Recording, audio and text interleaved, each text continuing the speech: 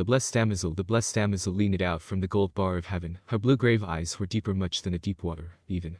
She had 3 lilies in her hand, and the stars in her hair were 7. A robe, ungirt from clasp to hem, no wrought flowers did adorn, but a white rose of Mary's gift on the neck meetly worn, and her hair, lying down her back, was yellow like ripe corn. There seemed as she scarce had been a day one of God's choristers. The wonder was not yet quite gone, from that still look of hers, albeit, to them she left, her day had counted as 10 years. To one it is 10 years of years. Yet now, here in this place, surely she leaned o'er me, her hair fell all about my face, nothing. The autumn full of leaves. The whole year sets apace. It was the terrace of God's house that she was standing on, by God built over the sheer depth in which space is begun, so high, that looking downward thence, she scarce could see the sun.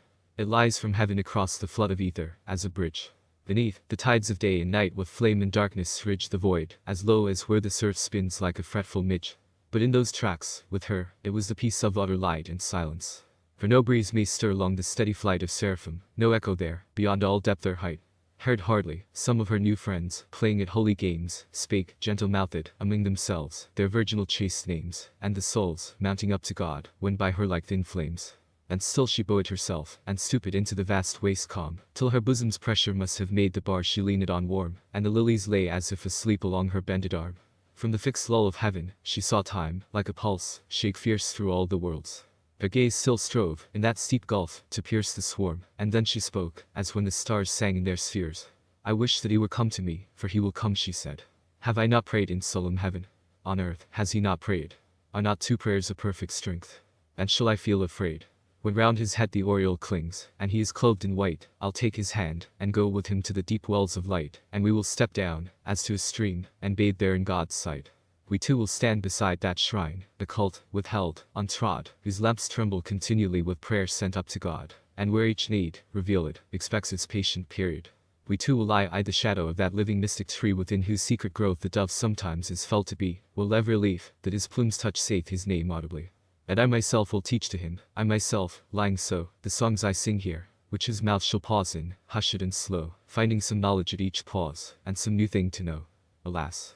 To her wise simple mind these things were all but known before. They trembled on her sense, her voice had caught their tone. Alas for lonely heaven! Alas for life rung out alone! Alas, and though the end were reached, was thy part understood or borne in trust? And for her sake shall this too be found good? Made the close lips that knew not prayer praise ever, though they would. We too, she said, will seek the groves where the Lady Mary is, with her 5 handmaidens, whose names are 5 sweet symphonies. Cecily, Gertrude, Magdalene, Margaret and Rosalie's. Circle-wise sit they, with bound locks and bosoms covered, into the fine cloth, white like flame, weaving the golden thread, to fashion the birth robes for them, who are just born, being dead. He shall fear, haply, and be dumb.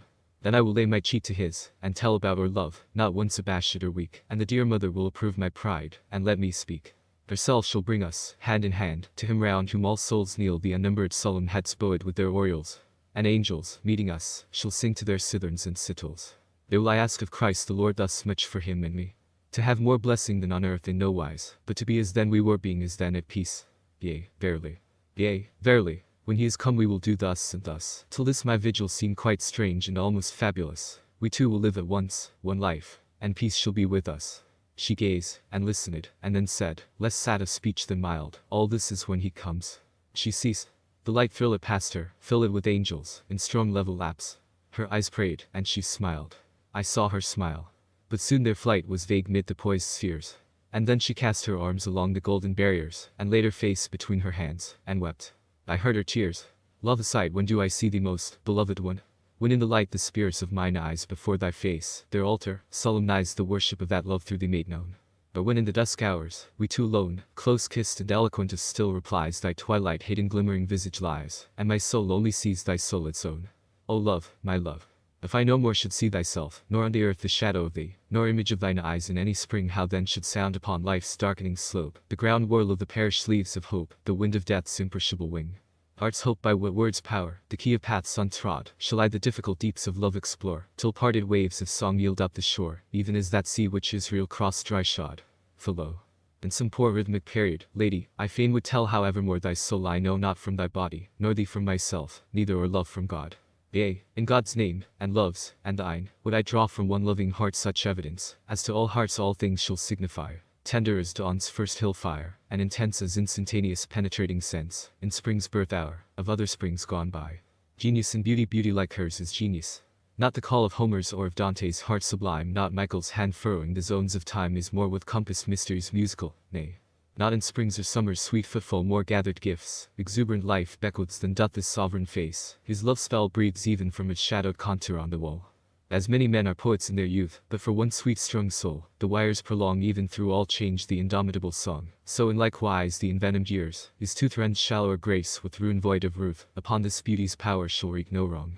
Silent noon, your hands lie open in the long, fresh grass, the finger points look through like rosy blooms. Your eyes smile peace. The pasture gleams and glooms neath billowing skies that scatter into mass. All around our nest, far as the eye can pass, are golden kingcup fields with silver edge, where the cow parsley skirts the hawthorn hedge.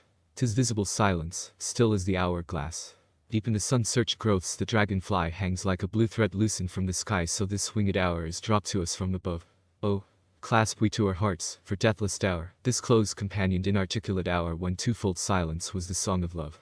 Love's sweetness, sweet dimness of her loosened hair's downfall about thy face, her sweet hands round thy head in gracious fostering union garlanded, her tremulous smiles, her glances sweet recall of love, her murmuring sighs memorial. Their mouths called sweetness by thy kisses shed on cheeks and neck and eyelids, and so led back to her mouth, which answers their furl. What sweeter than these things, except the thing in lacking which all these would lose their sweet? The confident heart's still fervor. The swift beat and soft subsidence of the spear's wing, then when it feels, in cloud-girt wayfaring, the breath of kindred plumes against its feet. Art's compass sometimes thou seem'st not as thyself alone, but as the meaning of all things that are, a breathless wonder, shadowing forth afar some heavenly solstice hushed in halcyon. His unstirred lips are music's visible tone, his eyes the sun-gate of the soul unbar.